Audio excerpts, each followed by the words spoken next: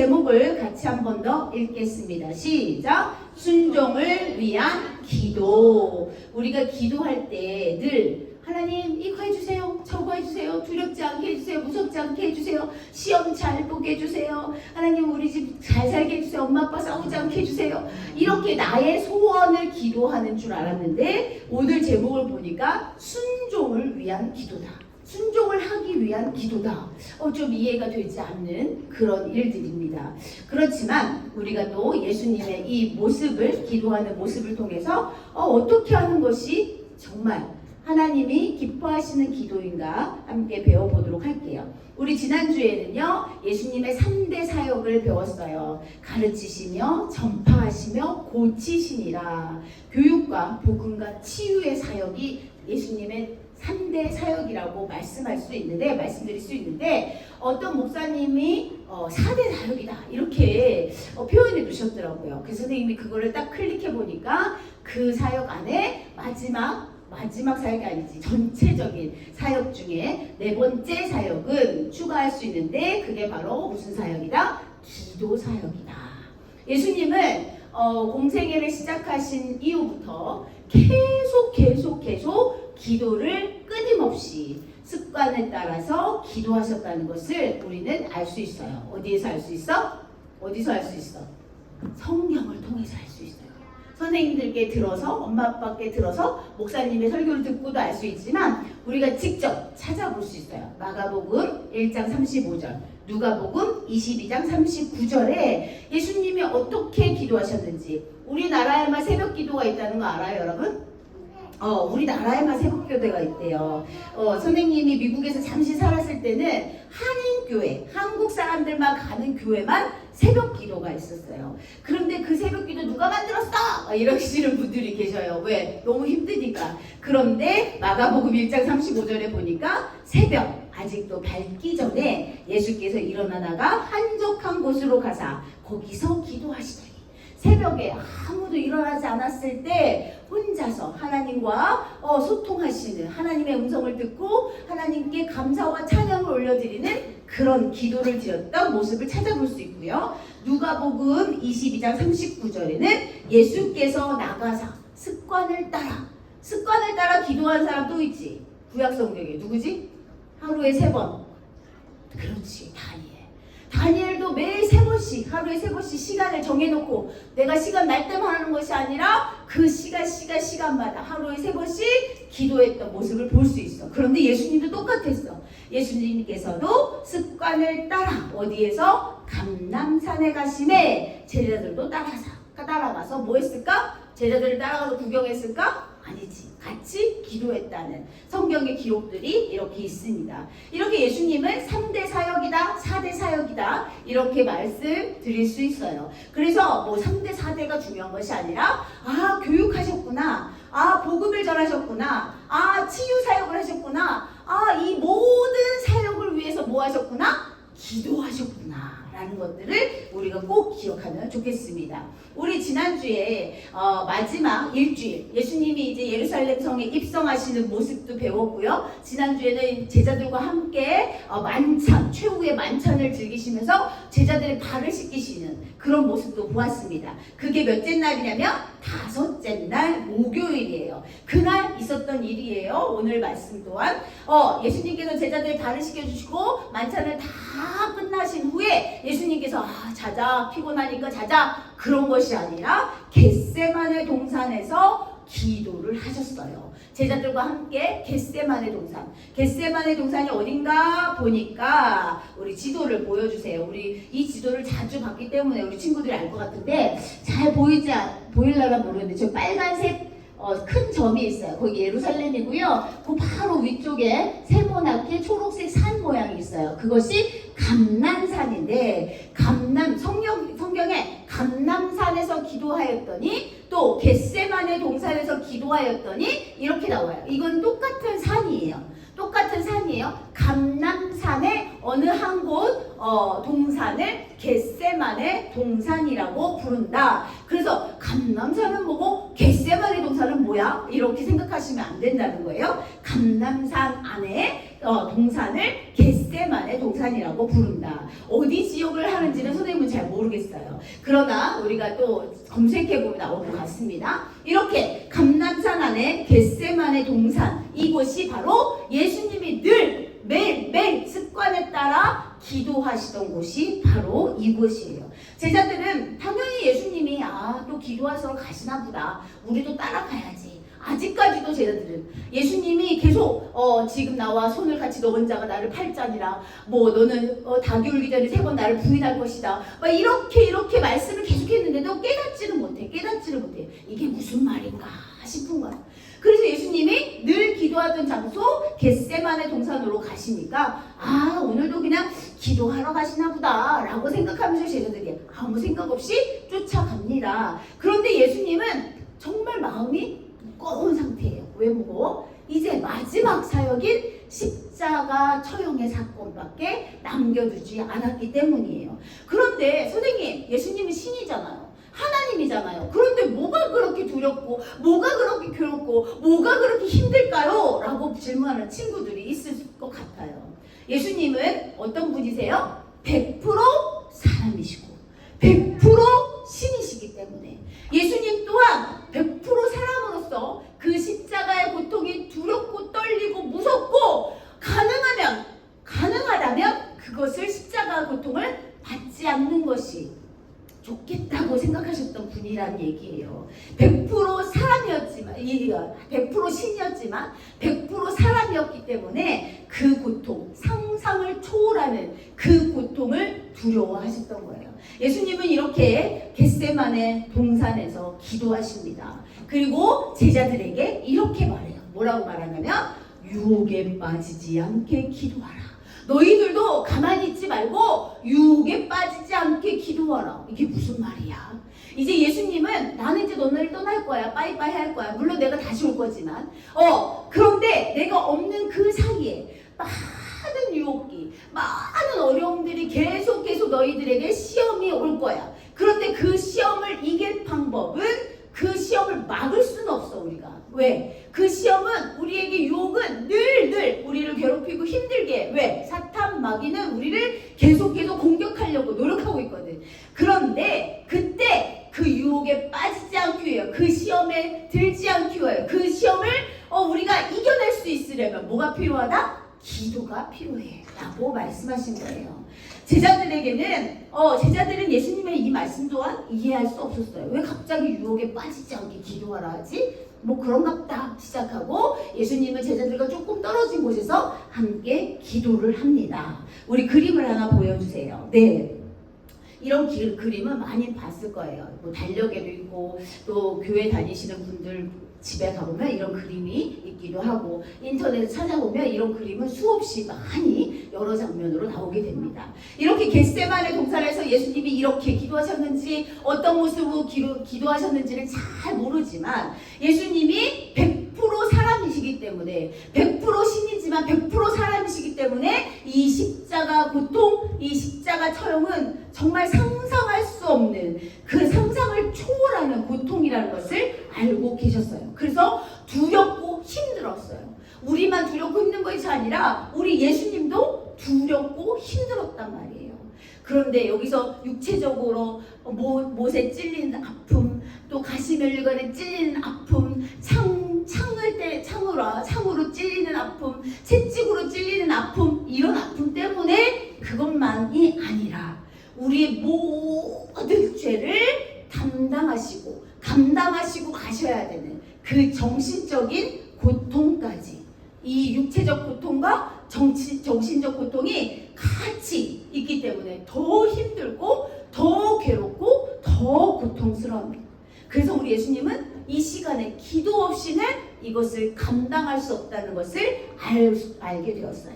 그래서 예수님은 습관에 따라 이렇게 겟세마네 동산에 가셔서 아주 간절히 부르시는데, 어떤 기도를 드리시냐면 오늘의 중심 말씀입니다. 우리 한 번 더 선포하겠습니다. 시작. 이르시되 아버지여, 만일 아버지의 뜻이거든 이 잔을 내게서 옮기시옵소서. 그러나 내 원대로 마시옵고 아버지의 원대로 되기를 원하나이다 하시니. 아멘. 여기서 예수님이 두 가지 기도를 하십니다. 첫 번째 기도는 이 잔을 내게서 옮기시옵소서. 이게 무슨 말이야? 너무너무 힘듭니다. 하나님 아버지 너무 힘들어요. 내가 이제 마지막 사역 십자가 사역을 남겨두고 있지만 너무 두렵고 무섭습니다. 십자가를 지는 것이 너무너무 고통스럽습니다. 하나님 이 잔을 내게서 옮겨 주시옵소서 라고 자기의 뜻, 자신의 뜻을 구합니다.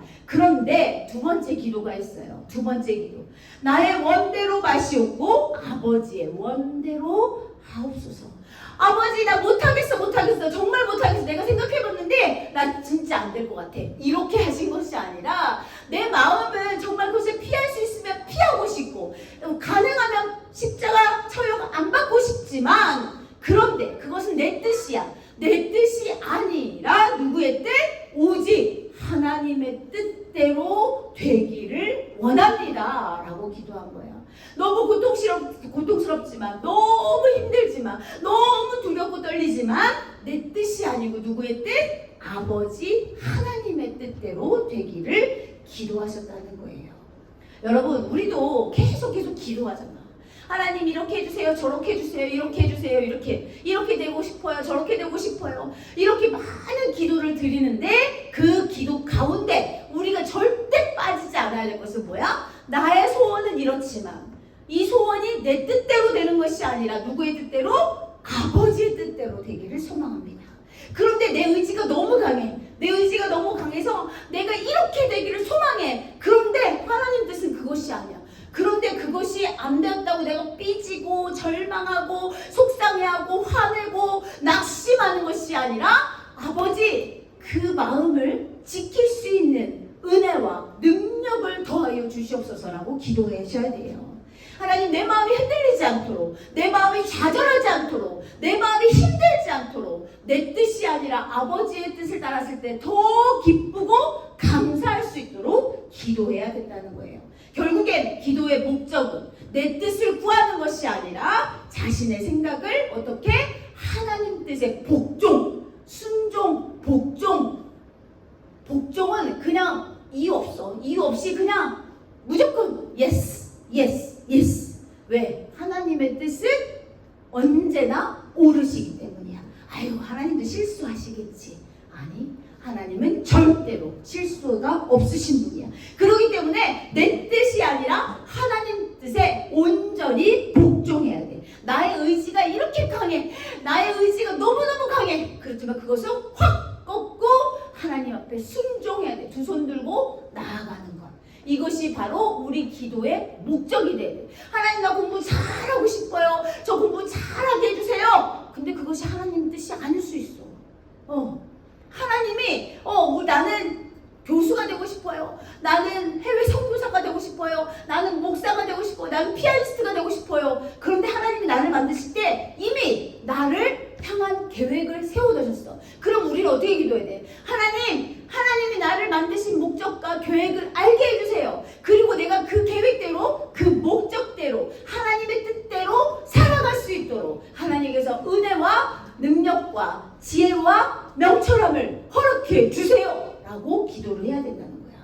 그래서 지금 난 지금 피아노 잘 치니까 피아니스트가 될 거야. 물론 그런 꿈을 꾸지 말라는 게 아니라 하나님 나는 무엇을 하여 하나님을 기쁘시게 하는 것이 하나님의 뜻입니까? 라고 기도해야 된다는 거지. 나는 이렇게 될 거야. 무조건 부자가 될 거야. 나는 정말 공부를 잘해서 이 세상에서 제일 아주 돈을 많이 주는 그런 회사에 취직할 거야. 이것은 내 뜻이야. 근데 나의 의지를 꺾어야 돼. 그게 하나님 뜻과 합당하면 하나님이 그렇게 만들어 주신다는 거예요. 그러나 하나님 뜻과 내 뜻이 다를 때 나는 이렇게 할 거예요. 내 의지를 강력하게 주장하는 것이 아니라 하나님의 뜻에 복종하는 것이 바로 기도다라는 것을 꼭 기억해야 돼. 그런데 이것을 우리 어른들도 잘 몰라. 선생님이 이렇게 많은 사람들을 만나봤지만 기도할 때 맨날 자기의 원하는 것을 구해. 하나님 이렇게 해주세요. 하나님 저렇게 해주세요. 하나님의 뜻을 구하는 기도가 하나님이 기뻐하시는 기도 꼭 기억해야 돼. 그래서 기도는 뭐야? 정의를 내려봅니다. 기도는 나의 뜻을 이루려는 고집이 아니라 하나님의 뜻을 수용하는 뭐다? 순종이다 라는 것을 꼭 기억해야 돼. 우리 이거 암기하세요. 암기. 시작. 기도는 고집이 아니라 순종이다. 꼭 기억해야 돼. 하나님은 절대로 실수가 없으신 분이에요. 그렇기 때문에 우리는 온전히 하나님의 뜻에만 예스 해야 돼. 아니야, 내 뜻이 더 옳을 거야. 아니야, 우리 엄마 아빠가 더 지혜로워. 아유, 우리 선생님이 더 지혜로워. 선생님이 시키는 대로 해야지. 우리 엄마 아빠가 시키는 대로 해야지. 그것이 아니라, 물론 우리는 아직 어리기 때문에 어른들의 말에 귀를 기울이는 거 맞지만 이것이 하나님의 뜻인지 하나님 아버지의 계획하심인지 우리가 기도로 그것을 생각하셔야 된다는 것을 꼭 기억하세요. 그래서 기도는 고집이 아니야. 내 뜻을 반드시 이루겠습니다. 하나님 내 뜻대로 하여 주시옵소서 하는 것이 기도가 아니라 하나님의 말씀에 하나님의 뜻에 순종하는 것이 기도다. 그래서 우리 예수님께서 정말 십자가 처형 나 안 하고 싶어. 안 하고 싶지만 하나님 앞에 복종하심으로 순종하심으로 어떻게 돼서 우리 모두가 구원받았다는 거야. 아까 선생님이 나는 알지 못해도 이 찬양을 막 부르는데 주의 길을 따라갑니다. 눈물이 나는 거예요. 야, 우리 예수님도 너무 힘드셨을 텐데 십자가 고통이 너무 힘드셨을 텐데 나 때문에 우리 때문에 그 길을 가셨구나. 그럼 나는 어떻게 해야 돼? 나도 힘들지만 어렵지만 나도 지치지만 나도 쉬고 싶지만 하나님의 뜻을 따라 하나님의 말씀에 복종하고 순종하는 마음으로 가야겠구나 라는 그런 마음이 들었어요. 여러분도 그런 마음이 들고 그런 마음으로 기도하는 우리 친구들이 되었으면 좋겠습니다. 이렇게 예수님은 엄청 열심히 내 뜻이 아니라 자기 뜻이 아니라 하나님의 뜻을 구하면서 간절히 기도했는데 성경에 어떻게 간절히 기도했는지 나옵니다. 우리 누가복음 22장 43절 44절 우리 함께 읽어보겠습니다. 집중하시고 큰 소리를 읽어주세요. 시작! 천사가 하늘로부터 예수께 나타나 힘을 더하시더라. 예수께서 힘쓰고 애써 더욱 간절히 기도하시니 땀이 땅에 떨어지는 핏방울같이 되더라. 아멘. 하나님께서 예수님의 그런 기도를 보니까 기쁘시기도 하고 고맙기도 하고 너무 그 마음을 알겠는 거야. 공감하신 하나님이야. 얼마나 아플까? 내 아들이 얼마나 힘들까? 아시는 거야. 그러니까 천사를 보내주셨어. 힘을 아들아 조금만 참아. 아들아 할 수 있어. 천사를 보내주셔서 그 아들에게 힘을 도와주시는 거야. 복돋아 주시는 거야. 그리고 예수님은 더욱 그 천사의 힘을 통하여서 다시 한번 힘쓰고 애써 더욱 간절히 어떻게 기도했다고?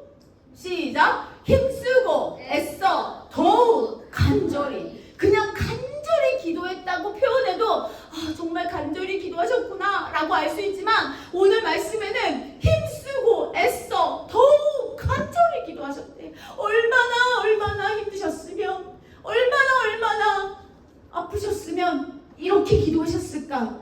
땀이 땅에 떨어지는 핏방울 같이 되더라. 우리 선생님은 평생 이렇게 기도해 본 적이 없어요. 아직까지도. 부끄럽지만 우리가 하나님 마음에 합한 기도, 하나님이 기뻐하시는 기도를 드리면요, 우리 천사를 보내주셔서 우리에게 힘을 주신대요. 힘을. 우리가 더 열심히 기도할 수 있도록, 더 최선을 다해서 기도할 수 있도록, 하나님의 뜻을 따라갈 수 있도록 천사를 보내주셔서 우리에게 힘을 더하신다는 얘기예요. 이 말씀을 보면서 선생님 진짜 눈물이 나더라고요. 우리 예수님은 하나님 나 이 길 가고 싶지 않아요. 나 다른 거 할래요. 다른 거. 피할 길을 구하지 아니하시고 하나님 내가 그 길을 갈 수 있도록 십자가의 길을 갈 수 있도록 저에게 능력을 더하여 주시옵소서 라고 기도한 거예요. 내 뜻이 아닌 그 길로 가려면 정말 힘들어. 내 의지가 꺾이는 것은 정말 내 다리가 부러지는 것만큼 아파요. 그러나 하나님의 뜻대로 내가 가기를 소망하오니 하나님 내가 좌절하고 넘어지고 쓰러지고 지치지 않도록 나에게 능력을 더하여 주시옵소서. 그렇게 기도하게 된다는 거예요. 우리 예수님의 기도를 보면서 우리가 이제 기도를 바꿔야 돼. 기도 패턴을 완전히 바꿔야 된다는 것을 꼭 기억했으면 좋겠습니다. 이렇게 열심히 힘쓰고 애써 더욱 간절히 기억해야 될 것 같아. 힘쓰고 애써 더욱 간절히 기도하신 후에 예수님께서 이제 아시는 거야. 이제 나를 팔 자가 온다. 일어나라, 함께 가자. 보라, 나를 파는 자가 가까이 왔느니라. 누구한테 하는 말이야? 제자들. 예수님이 이렇게 힘쓰고 애써 간절히 기도할 때 제자들은 뭐하고 있었어? 꾸벅꾸벅 졸고 있었어. 예수님 얼마나 답답했겠어. 이제 내가 죽을려다 남았는데 너희들 어떻게 이렇게 잠자고 있냐?